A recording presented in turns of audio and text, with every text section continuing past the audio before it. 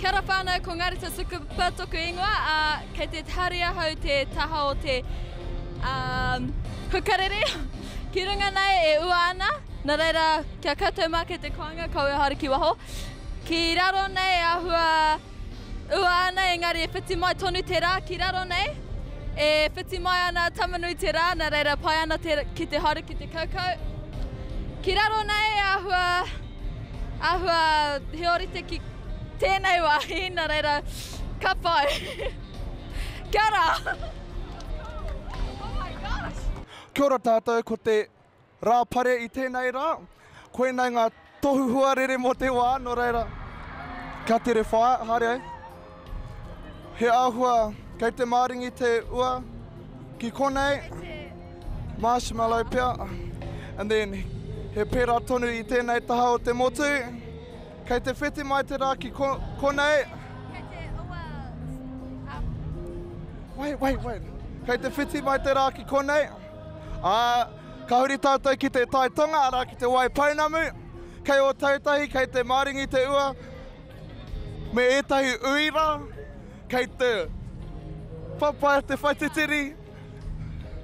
Ka kitea i ngā kapu i tēnei taha o te motu, o tēnei taha o te motu. Kei te whiti mai a tamanui te rā, me ona hihi, ki konei, me ki konei, ki te raro, ki te raro o te waipainamu. Koenei ngā tohu huarere o te wā, nō reira. Ka huri kia koe, rapai ra tāwhai. Tēnā pere wihongi me... Crystal Harewa. Mō te karere. Kei te ua, engari ki Auckland, over there. Kei te Sunny. Nō reira, wakurina tēnei mō te karere. And not te kaya, actually. Auckland, which is 23, and we go all the way to Gizzy on the Cape. Yeah, I'd like to give you a 33 degrees there. Kia ora koutou. So you say your name, Mō te karere. Mō te karere, Pauline Roberts. Raining in the North Island, that side, in the North Island it's raining, and it's sunny over here.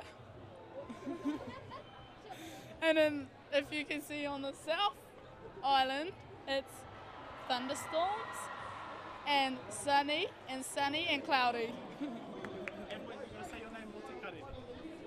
This is Kate from Te Karere. Kei te ua, i tāmaki makaurau, ki te tai toke rau, kei te kāpuapua. Ai, Tāroi Black, e hara mō te karere mō te kāia. Today is 12th of May and it's raining in Auckland, all around there in the North Island, and it's sunny by... Oh, what's that place with that sun over there? What's that sun? What's that? That sun's out of... Yeah, that one. Yeah, what's that place? What's that place? It's like a random place. Okay. Today is 12th of May and it's raining in Auckland and it's raining all day. Oh, kia ora te whānau. Anei tō koutou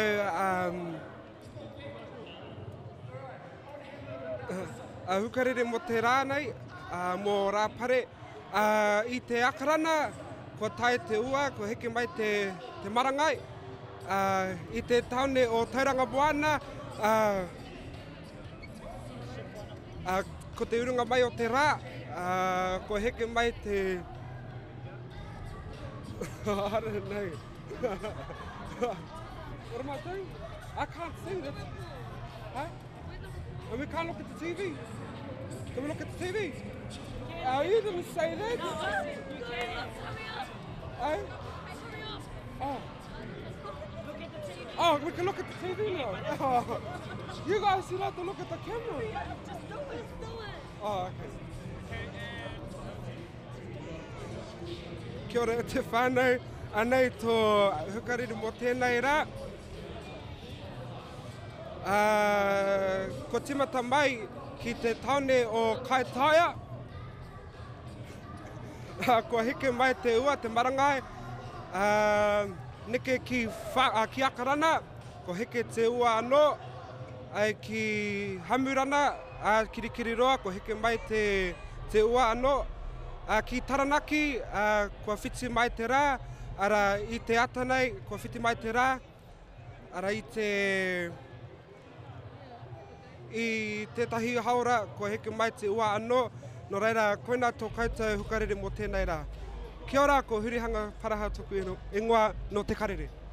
Kia ora tātou katoa, ke konei a haumi taku hoa Ariha Cassidy e waiata ana he waiata no Macy.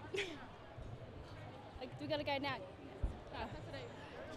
Sundown, set up in my room now. The walls are closing in,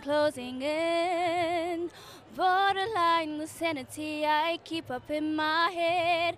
Innocence is stolen, doomed from the beginning. The walls are paper thin, baby. The screams, they lock me in, and I join in. I think it's time they realize. I think it's time they see it through my eyes. I pray for mistakes I never made. Children of Romania. Yeah, okay. Oh, very nice. Tu ana ki ngā tihi tapu o ngā pai maunga.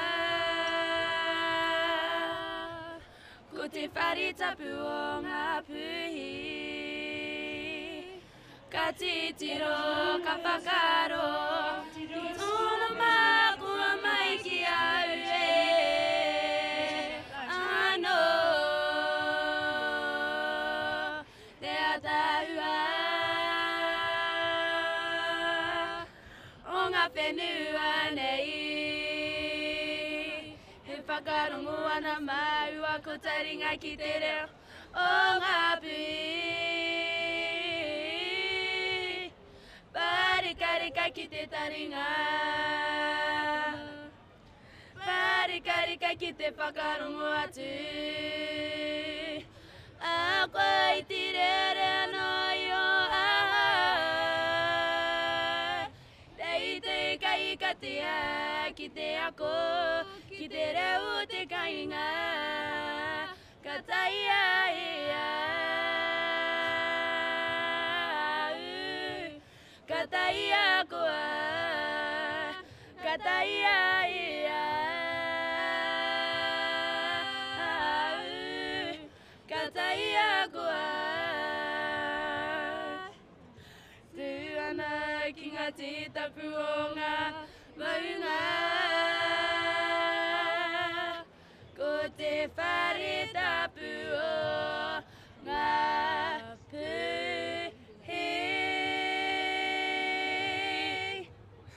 Thank you. E tū te raukura, tū mai te raukura o aku.